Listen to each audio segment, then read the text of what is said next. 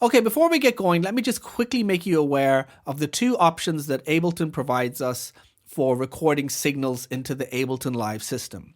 First of all, we have audio tracks, and second of all, we have MIDI tracks. Audio tracks, as the name implies, lets us record audio signals into the system. So say, for instance, I had a mic'd up kit ready to go in this room. I could just record a bunch of rhythms for the track that we're about to produce, record those audio signals into Ableton Live, and then use tools within Ableton Live to manipulate the audio, slice it up or whatever, and then create the drum beat that we want for our track. Now, because I don't have a mic'd up drum kit ready to go, MIDI tracks come in really useful.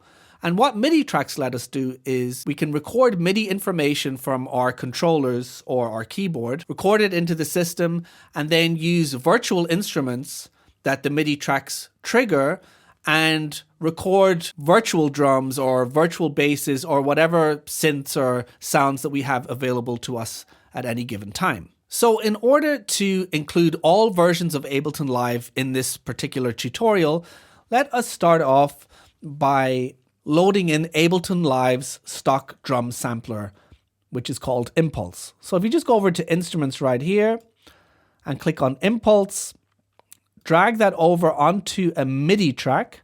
And if you don't have a MIDI track open at the moment, just drag it to the side of this MIDI track and drop it. And then it will create the MIDI track for you.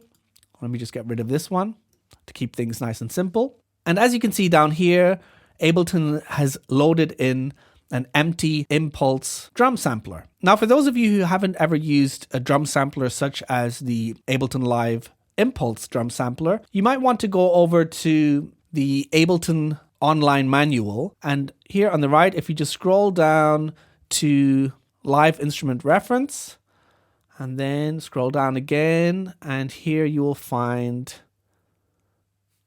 Impulse 24.5. Just click on that, and this will explain everything you need to know about the Impulse sampler. So now that we've loaded in our Impulse drum sampler, let's load in some sounds. This is actually a good opportunity to quickly explain to you how most instruments and effects work within Ableton Live. So we have the name right here of this particular instrument. To the left of it, we have the on-off switch, which you can see right here.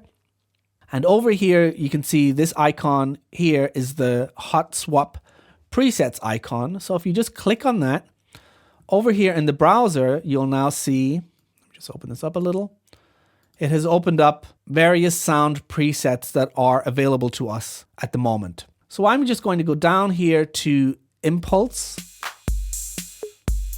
And as you can see, I have the little headphone icon on. That's why we could just hear a little preview of what this sounds like. And I like this kit, so I'm just going to load it in by double clicking. And as you can see now, we have a bunch of sounds that have loaded in.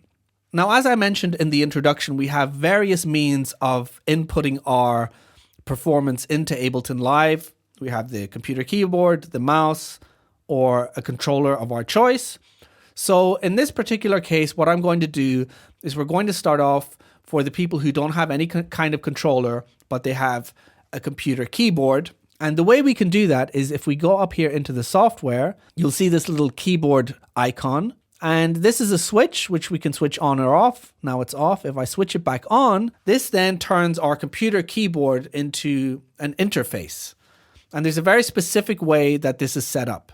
Now, the A button will trigger the first sample in the drum sampler. So if I push it, you'll see on the screen that it is triggering the kick of the 808. And if I push the S next to it, it is triggering the snare. I can trigger the hi-hat by the key next to that. I don't know it off by heart. Then we have an open hi-hat here, a clap, a conga, cymbal, and the last one is a rim.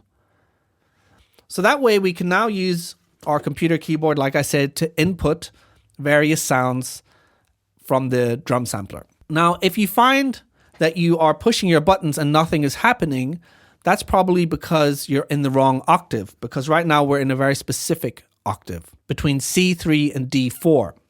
Now, there is a way of shifting octaves by using the keyboard, and I have a German keyboard, so this might be different on yours.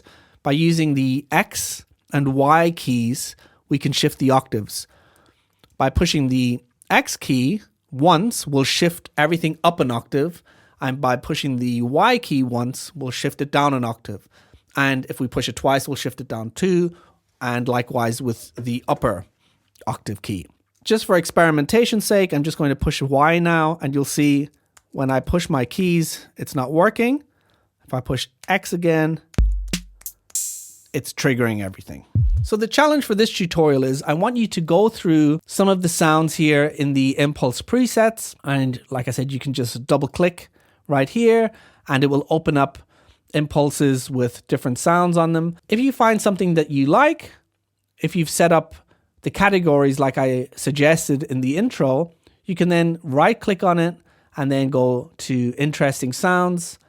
For instance, here I put the Impulse 606 in, and that way you'll continue to build up your little sound library that you are inspired by. So let's move on to the next tutorial where we're going to be taking a preset and customizing it to our own liking using all of the interesting dials in the drum sampler, the Impulse. Okay, I'll see you in the next lesson.